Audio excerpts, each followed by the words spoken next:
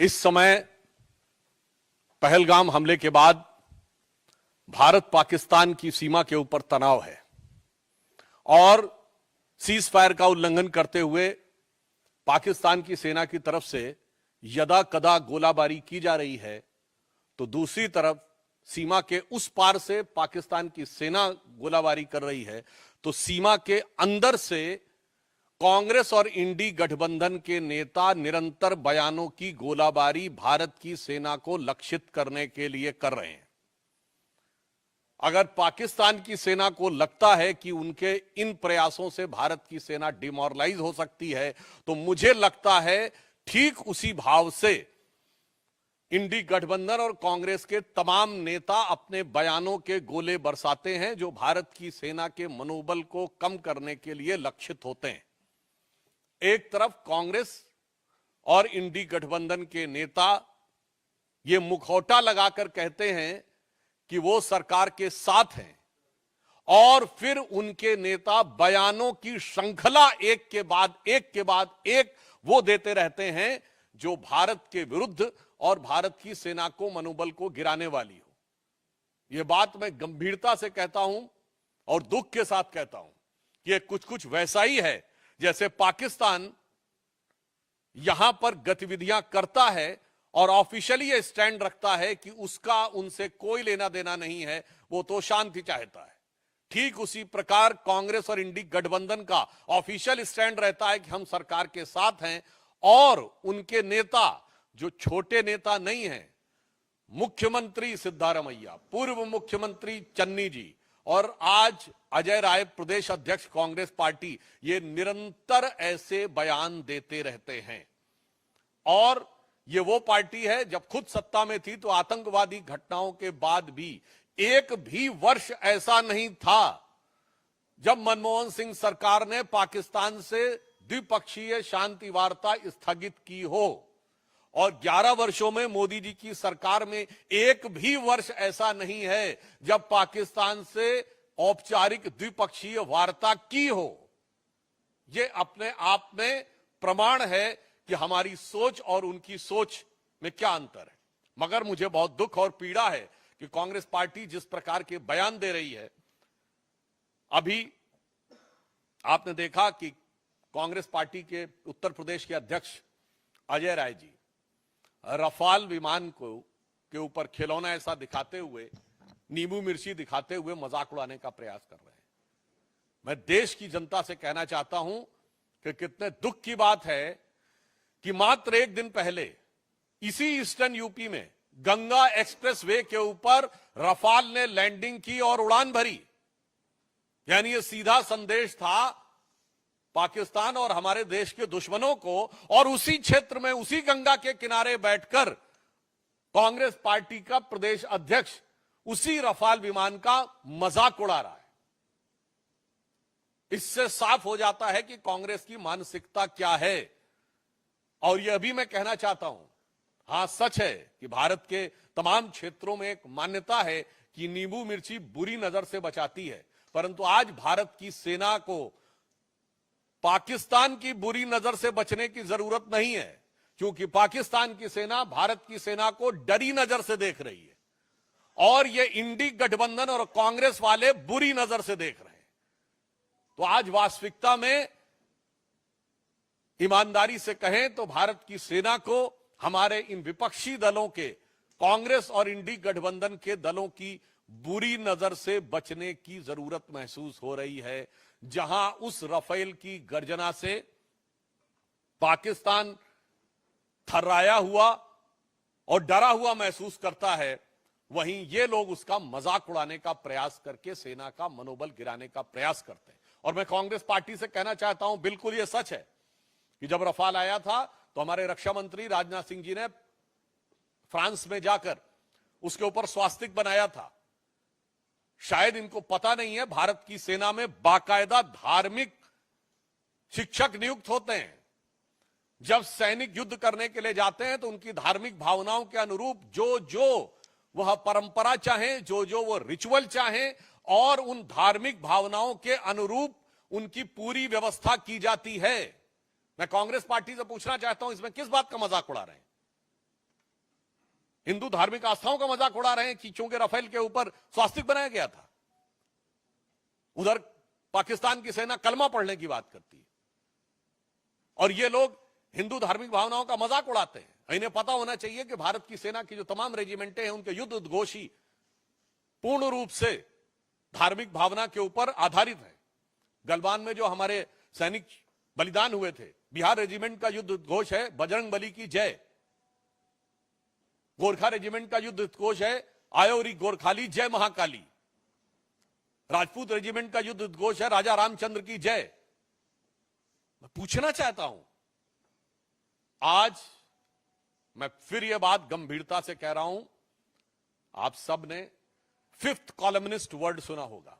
1936 से 39 के बीच में जो स्पेनिश सिविल वॉर हुई थी, तो स्पेन में यह माना जा रहा था कि चार तरफ से दुश्मन की सेनाएं आगे बढ़ रही थी, परंतु उसमें फ्रेज यूज किया था, उन्होंने कहा था 4 columns are approaching from all the 4 sides, but there is a 5th column which is supporting those who are working against the interest of Spain at the time. आज कांग्रेस पार्टी और इंडी गठबंधन 5th columnist की तरह हो गया है कि अगर दुश्मन की सेनाएं बाहर से घात लगाकर बैठी हैं तो ये इसी प्रकार से उनका मनोबल बढ़ाने का काम कर रहे हैं। और ये बात मैं ऐसे ही नहीं कह रहा हूं, आप सब मीडिया से जुड़े हुए हैं। मैं आपसे पूछना चाहता हूं कि आपने पाकिस्तान के कितने नेताओं के बयान भारत की मीडिया में देखे हैं जो भारत के पक्ष में कोट किए जा रहे हो? एक भी नहीं। बिल्कुल मैं मानता हूं कि भारत की सेना पाकिस्तान की सेना से बहुत शक्तिशाली है। भारत की सरकार प्रधानमंत्री श्री नरेंद्र मोदी जी के नेतृत्व में दृढ़ निश्चय और संकल्प के साथ कटिबद्ध है, मगर एक मामले में पाकिस्तान हमसे मजबूत है। वो इस मामले में कि पाकिस्तान में एक भी नेता वहां की सेना का मनोबल गिराने के लिए कोई बयान नहीं दे रहा है। भारत में ऐसे बयानों की झड़ी लगी हुई है। पाकिस्तान के एक भी नेता का बयान भारत की मीडिया में हाईलाइट नहीं हो रहा है। दूसरी तरफ हमारे इंडी गठबंधन के तमाम नेताओं के बयान, वहां पर सिद्धारमैया जी का बयान, चन्नी जी का बयान, बाकायदा वहां की मीडिया में किस ढंग से बोले जा रहे हैं। वहां के राजनीतिक विश्लेषक वहां की टीवी डिबेटों में बैठकर भारत के राजनीतिक दलों का नाम लेकर, नेताओं का नाम लेकर यह शब्द प्रयोग कर रहे हैं कि सब लोग हिंदुस्तान में मोदी के साथ नहीं हैं। यहां तक शब्द प्रयोग किए गए, इसके वीडियो अवेलेबल हैं, राजनीतिक दलों का नाम लेकर कि ये लोग हमारे साथ हैं। और मैं विपक्ष दलों को भी बताना चाहता हूं कि विपक्ष में आचरण कैसे किया जाता है, यह उन्हें ध्यान रखना चाहिए। 2010 या 11 या 12 की बात है जब पाकिस्तान के तत्कालीन प्रधानमंत्री नवाज शरीफ ने हमारे तत्कालीन प्रधानमंत्री स्वर्गीय मनमोहन सिंह जी के लिए आपत्तिजनक शब्दों का प्रयोग किया था। देहाती औरत और जाने किस किस संदर्भ में बोला था। उस समय हमारे वर्तमान प्रधानमंत्री और उस समय गुजरात के मुख्यमंत्री नरेंद्र मोदी जी ने दहाड़ कर कहा था कि कौन होता है पाकिस्तान हमारे 125 करोड़ भारतवासियों के प्रतिनिधि प्रधानमंत्री के बारे में टिप्पणी करने वाला। दूसरा मैं उदाहरण बताना चाहता हूं। 1995 में जिनेवा में पाकिस्तान संयुक्त राष्ट्र संघ में भारत के विरुद्ध प्रस्ताव ला रहा था और उस समय हमारे नेता प्रतिपक्ष अटल बिहारी वाजपेयी जी भारत के प्रतिनिधिमंडल का नेतृत्व करते हुए, उस समय कांग्रेस की नरसिम्हा राव सरकार का समर्थन करते हुए वहां गए थे और उन्होंने पूरा क्रेडिट भी उस सरकार को दिया था। और ये मैं ऑन रिकॉर्ड कह रहा हूं, जाके कोई चेक कर सकता है। उस समय पाकिस्तान की प्रधानमंत्री बेनजीर भुट्टो थी। उन्होंने कहा था, देखो ये कैसा देश है जहां का मुख्य विपक्षी दल का नेता प्रतिपक्ष सरकार का समर्थन करता है और एक हमारा देश है। यानी उस समय पाकिस्तान के लिए उन्होंने कहा था जो लोग सरकार का विरोध करते हो। और आज देखिए वही स्थिति हो गई। पाकिस्तान में पक्ष हो या प्रतिपक्ष दोनों सेना का समर्थन कर रहे हैं और हमारे यहां प्रतिपक्ष सेना का मनोबल गिराने का प्रयास कर रहा है। सर्जिकल स्ट्राइक का कभी प्रूफ मांग रहा है, कभी कह रहा है कि पुलवामा में क्या हुआ वगैरह वगैरह। तो मैं उनको भी, फिर भी अगर उनको कोई सबूत की जरूरत है तो मैं प्रमाण के साथ केवल पाकिस्तान की नेशनल असेंबली में बोले गए पाकिस्तान के सांसदों और मंत्रियों के बयान कोट कर देना चाहता हूं। इमरान खान ने नेशनल असेंबली ऑफ पाकिस्तान में एज प्राइम मिनिस्टर कहा कि बालाकोट में जो इन्होंने किया था उससे ज्यादा खौफनाक कुछ करने की सोच रहे हैं। 4 साल पुरानी बात। फवाद चौधरी पाकिस्तान के मंत्री थे और उनका फ्लोर ऑफ द हाउस पर नेशनल असेंबली में दिया गया बयान है कि हमने पुलवामा तक घुस के मारा था। मुझे लगता है इसके बाद भी भारत के किसी दल को सबूत चाहिए तो उन्हें चुल्लू भर पानी में डूब मरना चाहिए, क्योंकि फ्लोर ऑफ द हाउस पे मंत्री का दिया गया बयान सरकार का आधिकारिक बयान होता है। और इसके बाद पाकिस्तान के एमपी ने उस समय के फॉरेन मिनिस्टर शाह महमूद कुरैशी साहब को कोट करते हुए कहा कि मैं बैठा हुआ था, शाह महमूद कुरैशी साहब यानी उस समय के फॉरेन मिनिस्टर बैठे थे, आर्मी चीफ आए और आर्मी चीफ के पांव कांप रहे थे। यह फ्लोर ऑफ द हाउस पे दिया गया बयान है। आर्मी चीफ के पांव कांप रहे थे, उन्होंने कहा खुदा का वास्ता है अभिनंदन को वापस कर दो वरना शाम तक इंडिया अटैक कर देगा। यह सदन के पटल पर इमरान खान का एज प्राइम मिनिस्टर दिया गया स्टेटमेंट है कि पिछले 73 सालों में, उस समय 73 साल हुए थे, ऐसी गवर्नमेंट नहीं आई जिसने पाकिस्तान के लिए इतनी मुसीबत क्रिएट की हो जितनी ये मोदी की सरकार आई है। जब सिद्धू गए थे तो उस समय रैली में बोला था इमरान खान ने एज प्राइम मिनिस्टर की जब तक आप लोगों की सरकार नहीं आएगी तब तक हालात नहीं सुधरेंगे। और यहां के मंत्री, पूर्व मंत्री रहे मणिशंकर अय्यर जी ने कहा था मोदी को हटाने के लिए आपकी सहायता की जरूरत है। और मैं एक और फैक्ट बोल देना चाहता हूं, सैफुद्दीन सोज साहब कांग्रेस पार्टी के अध्यक्ष रहे हैं जम्मू कश्मीर के। उन्होंने अपनी एक किताब लिखी है जम्मू कश्मीर के बारे में, जिसमें उन्होंने मुशर्रफ के स्टेटमेंट को कोट करते हुए कहा है कि यदि मुशर्रफ ने यह कहा था कि कश्मीर को भारत से अलग हो जाना चाहिए तो आज की डेट में वो सही प्रतीत होता है। मैं कांग्रेस से पूछना चाहता हूं कि आपका यह पुराना याराना कब से है भाई पाकिस्तान से? क्या आपको मुशर्रफ का बयान सही लगता है? पाकिस्तान की आर्मी के चीफ के गले मिलते हैं आप, भारत के आर्मी चीफ के बारे में आपत्तिजनक बातें करते हैं।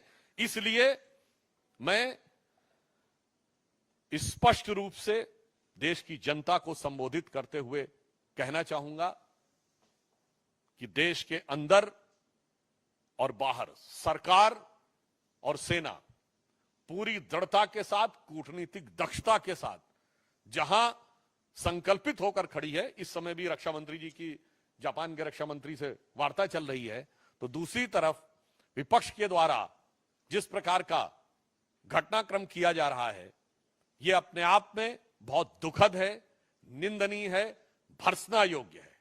परंतु हम देश को आश्वस्त करना चाहते हैं कि प्रधानमंत्री श्री नरेंद्र मोदी जी के नेतृत्व में जो प्रधानमंत्री जी ने कहा है कि इस घटना के अपराधियों को धरती के अंतिम छोर तक ढूंढकर दंडित किया जाएगा और दंड ऐसा होगा जिसका कोई पूर्व का उदाहरण नहीं होगा, यानी अभूतपूर्व दंड दिया जाएगा। और ये वो लोग हैं जिन्होंने जीती हुई बाजी, जंग के मैदान पे जीती हुई सेना को कूटनीति के टेबल पर हारने पे मजबूर किया है। मैं कांग्रेस को याद दिलाना चाहता हूं, आप कहते हो कि हमारा वायुसेना का जो जहाज है वो खिलौने की तरह है।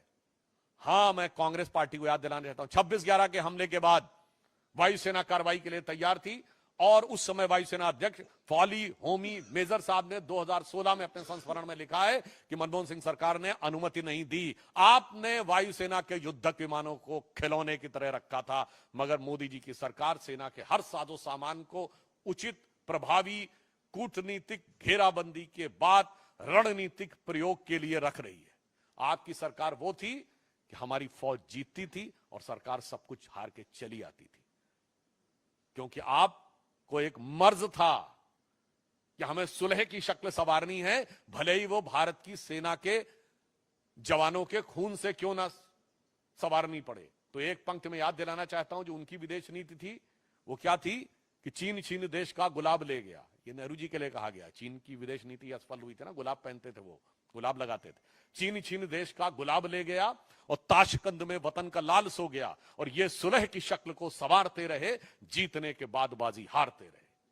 मगर अब सरकार वो है जो जंग और कूटनीति के मैदान दोनों के ऊपर प्रभावी उत्तर देने के लिए तैयार और कृत संकल्पित खड़ी हुई है।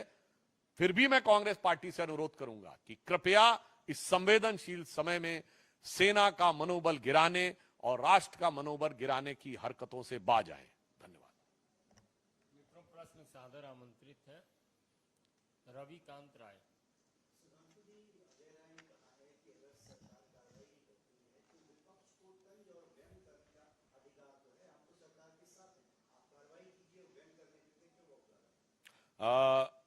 सेना के जहाज को लेकर किया गया व्यंग नहीं, यह भीतरघात होता है। मैं विनम्रता और दृढ़ता से कहना चाहता हूं, कभी भी युद्ध या युद्ध के समकक्ष स्थिति में बताएं जब हमारी पार्टी ने विपक्ष में रहते हुए कांग्रेस पर कोई व्यंग या तंज किया हो। और मैं पूछ रहा हूं, इतने अधीर क्यों हो रहे हैं भाई? अभी कितना वक्त गुजर गया है और इनकी पार्टी 26/11 के हमले के मात्र 9 महीने बाद जुलाई 2010 में शर्मल शेख में पाकिस्तान से ज्वाइंट डिक्लेरेशन साइन करती है, जिसमें बलूचिस्तान भी हिस्सा होता है, और कहते हैं कि टेरर अटैक से टॉक्स प्रभावित नहीं होंगी। अजय राय जी को नहीं पता हो तो मैं बताना चाहता हूं, हवाना में जाकर मनमोहन सिंह सरकार ने कहा पाकिस्तान आतंकवाद से पीड़ित देश है। इसलिए मैं कहना चाहूंगा, भाई बोलने से पहले अपनी फितरत देख लो, अपनी हिम्मत देख लो, और उसके बाद देखो कि इस सरकार ने क्या हिम्मत दिखाई है। Sanjay Sharma.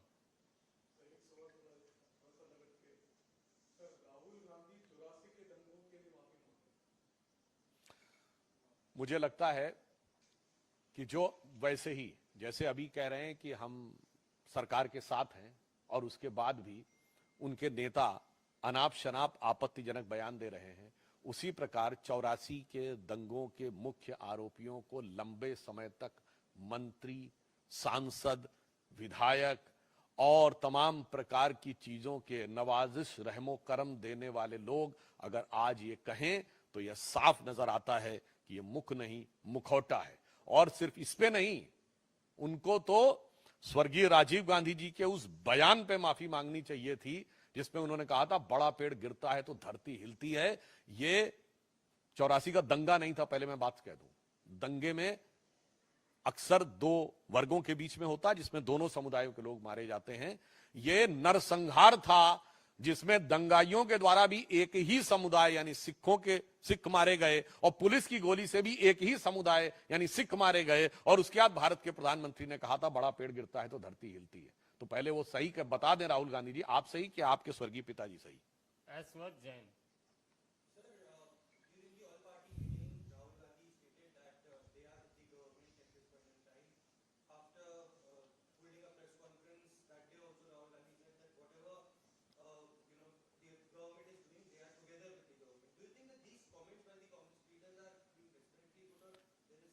I think whatever the statement given by the Congress party and Rahul Gandhi, now in the backdrop of these statements given by from Ajay Rai to Channi to Siddharamaiah, there are n number of statements. It seems that that is nothing but a mask to cover the real and ugly face of Congress' nefarious design to find out some political opportunity or some appeasement politics even at this hour of crisis. अंकित गुप्ता।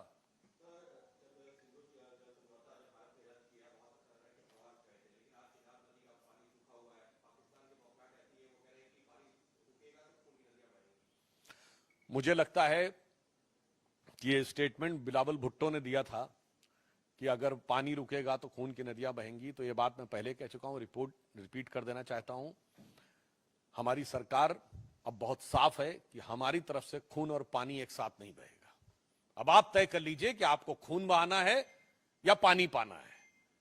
जैसे कांग्रेस की सरकार में होता था कि शांति वार्ता आतंकवाद से प्रभावित नहीं होगी, हमारी सरकार ने कहा आतंकवाद के साथ शांति वार्ता नहीं होगी, तो भारत का खून और पानी एक साथ नहीं बहेगा। और वैसे भी बिलावल भुट्टो को याद रखना चाहिए कि उनकी मां बेनजीर भुट्टो ने अपनी किताब डॉटर ऑफ ईस्ट में चैप्टर नंबर 2 में पेज नंबर 25 पे लिखा है कि during our childhood we were told that we descended from the Rajput clan of Hindus.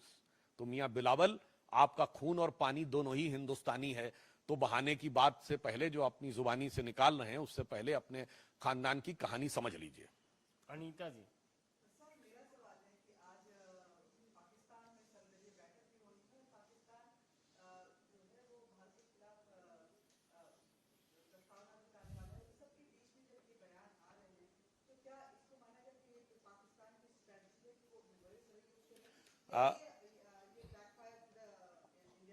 देखिए यही बात है, अगर पाकिस्तान में सर्वदलीय बैठक या सत्र बुलाया जा रहा है तो वहां कोई विपक्षी दल वहां की सेना या सरकार के खिलाफ नहीं बोल रहा है, न डायरेक्ट न इनडायरेक्ट, न प्रत्यक्ष न व्यंग। मगर यहां पर उन बयानों की झड़ी लगी हुई है। तो इसलिए यही मेरा साफ कहना है कि यह बात देश की जनता को समझने की जरूरत है और कांग्रेस पार्टी को अपने गिरेबान में झांकने की जरूरत है और इन चंद नेताओं को पाकिस्तानी सेना का चीयर लीडर बनने से बाज आना चाहिए। 1 मिनट। नहीं, वो प्रस्तावना लाए हैं, वो जो भी लाए हैं उनसे कोई प्रभाव नहीं पड़ने वाला है। अभी तो हम जो अंतर्राष्ट्रीय स्तर के ऊपर प्रस्तावना ला रहे हैं, आज उनकी बेबसी देखिए ना। अरब और ईरान ने भी उनके भारत के ऊपर हमले की निंदा की है, पाकिस्तान के समर्थन में एक वाक्य नहीं बोला है। और चाइना ने सिर्फ इतना कहा है कि वो ईमानदारी से जांच होनी चाहिए, उसने भी खुल के साथ नहीं दिया है। तो आज मोदी जी के नेतृत्व में डिप्लोमैटिक आइसोलेशन के जिस मुकाम तक पाकिस्तान को पहुंचा दिया है कि ना अरब उसके साथ है जो सुन्नी मुस्लिम वर्ल्ड का लीडर है, ना ईरान उसके साथ है जो शिया मुस्लिम वर्ल्ड का लीडर है, और चाइना भी बच बच के बोल रहा है। तो मतलब कुल मिला के आज पाकिस्तान का वो प्रस्ताव अगर बोलेंगे तो वो लिखें चाहे जो उनके दिल से, तो ये आवाज आएगी कि इस भरी दुनिया में कोई भी हमारा न हुआ, गैर तो गैर थे, अपनों का सहारा न हुआ। मोहित Bhatt.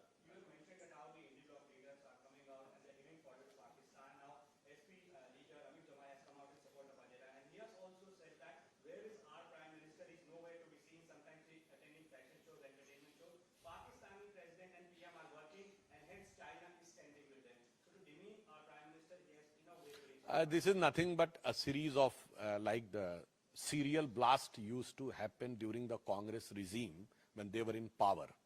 There was unending terrorist attack and serial blast. So when they are out of power, these type of serial statements are coming. अमन।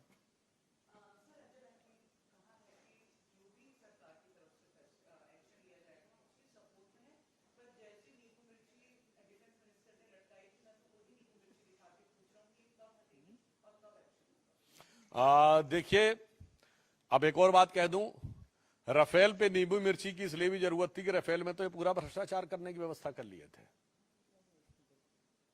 कांग्रेस के रिजीम में राफेल क्यों नहीं आया था, वो पुरानी बात हो गई।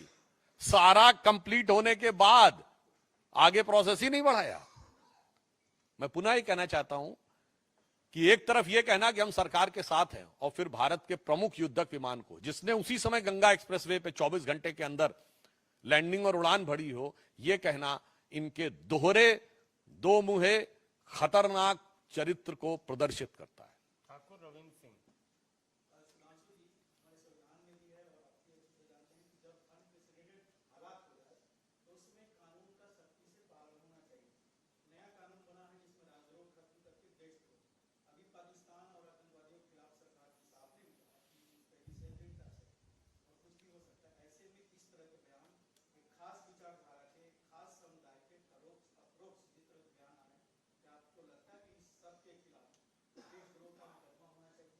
देखिए, इस विषय के ऊपर बयानों का जो भी प्रकार है, इसके टेक्निकल के साथ साथ मॉरल और पॉलिटिकल जवाब भी हमें कांग्रेस से चाहिए। क्योंकि जहां तक देश के अंदर इसका उपयोग करने की बात है, तो मैं कोट करके कह रहा हूं, बैरक ओबामा ने अपनी किताब द प्रॉमिस लैंड में 2010 की अपनी भारत यात्रा में तत्कालीन प्रधानमंत्री मनमोहन सिंह जी की वार्ता के आधार पर लिखा था कि 26/11 के हमले के बाद भारत की सेना कार्रवाई करना चाहती थी, मगर मनमोहन सिंह ने इसलिए कार्रवाई नहीं की क्योंकि उससे उपजे वातावरण से एंटी मुस्लिम सेंटीमेंट पैदा हो सकता था, जो बीजेपी को फायदा कर सकता था। तो यह कांग्रेस पार्टी है जो भारत के अंदरूनी वातावरण को पाकिस्तान से जोड़ती है, हम नहीं जोड़ते हैं। गणेश पाठक। गणेश पाठक।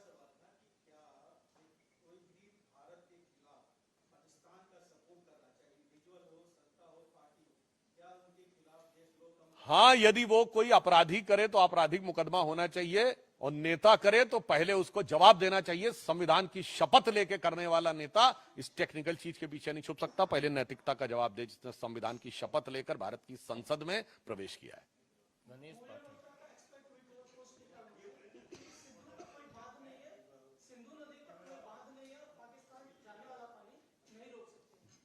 देखिए, अगर वो ऐसा है तो फिर उन्हें घबराहट किस बात की है? ये दोनों बातें एक साथ नहीं चल सकती हैं। मगर एक अंतर यह भी है, भारत सरकार ने एक निर्णय यह भी लिया है कि अब हम हाइड्रोलॉजिकल डाटा पाकिस्तान के साथ शेयर नहीं करेंगे। इससे पहले युद्धों के दौरान भी हाइड्रोलॉजिकल डाटा जो इन 5 नदियों का था, यानी कितना पानी आया है, एट प्रेजेंट कितना पानी है, यह पाकिस्तान को शेयर किया जाता था। अब भारत सरकार ने शेयर करना बंद कर दिया है। तो अब पाकिस्तान के लिए अनुमान लगाना मुश्किल है कि अब आने वाले दिनों में पानी कम आएगा या ज्यादा, उभार चढ़ाव आएगा या उतार। वैसे मुझे लगता उतार ही उतार होने का चांस ज्यादा है।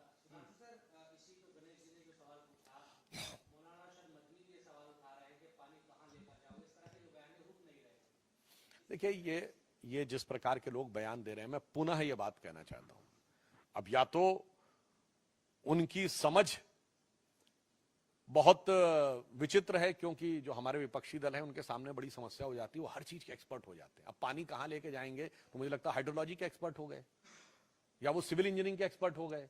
जब राफेल की बात आती तो एरोनॉटिकल इंजीनियरिंग के एक्सपर्ट हो जाते हैं। जिस समय वैक्सीन की बात आती तो सेलुलर माइक्रोबायोलॉजी के एक्सपर्ट हो जाते हैं। फिर जब वैक्सीन आई तो कहते इतने कम समय में वैक्सीन कैसे उसका पूरा हो गया, तो स्टैटिस्टिक्स के एक्सपर्ट हो जाते हैं। और जब राम मंदिर का उद्घाटन होना होता है तो मुहूर्त के एक्सपर्ट हो जाते हैं। तो उनकी इस एक्सपर्टीज का जवाब देना मेरे विचार से देश की जनता भली भांति समझती है। शैलेंद्र दूरदर्शन अंतिम प्रश्न।